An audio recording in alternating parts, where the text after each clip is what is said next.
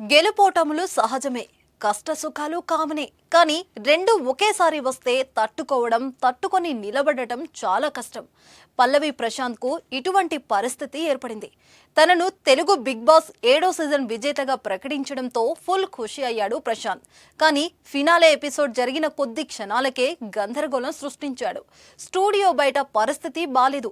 వెనుక నుంచి వెళ్లిపోవని పోలీసులు చెప్తున్నా పట్టించుకోకుండా లెక్క చేయలేదు. అన్ని రకాల చర్మ సమస్యలకు శాశ్వత పరిష్కారం ఈ శ్రీత 9281458181.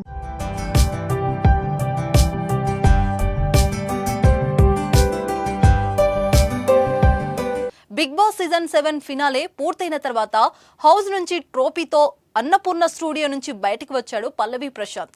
అప్పటికే అక్కడ చాలా మంది అభిమానులు కిక్కిరిసిపోయారు.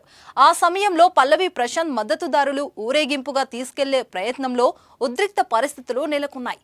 ఈ ఘటనలో ప్రభుత్వ, ప్రైవేట్ వాహనాలు ధ్వంసమయ్యాయి.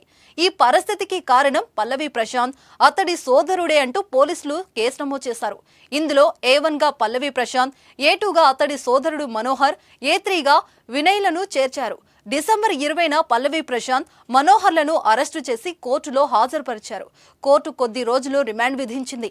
అనంతరం పల్లవి ప్రశాంత్ కు నాంపల్లి కోర్టు షరతులతో కూడిన బెయిల్ మంజూరు చేసింది. బెయిల్లోని కండిషన్ ప్రకారం 2 నెలలుగా ప్రతి ఆదివారం జూబ్లీహిల్స్ పోలీస్ స్టేషన్ కు వెళ్లి సంతకం చేస్తున్న సంగతి తెలిసిందే. ఈ క్రమంలో తనకు పోలీసుల ఎదుట హాజరు నుంచి రిలీఫ్ ఇవ్వాలని ప్రశాంత్ ఇటీవల పిటిషన్ దాఖలు చేశాడు.